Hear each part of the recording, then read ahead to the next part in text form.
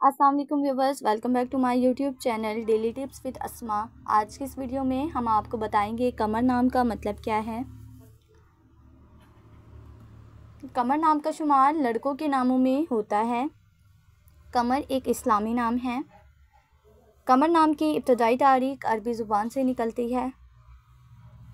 कमर नाम के अफराद के लिए खुशकिस्मत नंबर 7 माना जाता है।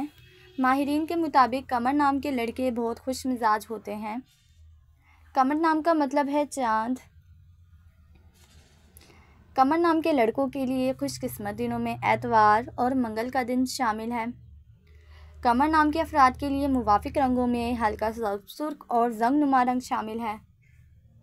कमर नाम के अफराद के लिए मुवाफिक पत्थरों में पुखराज पत्थर शामिल है। खुशकिस्मती वाली धातों में हिंसों के हिसाब से तांबा शामिल है। फ्रेंड्स, अगर आप अपने नाम का मतलब जानना चाहते हैं तो कमेंट बॉक्स में अपना नाम लिखें। इंशाल्लाह हम आपके नाम की वीडियो ज़रूर बनाएंगे। Thanks for watching. अल्लाह हाफिज़।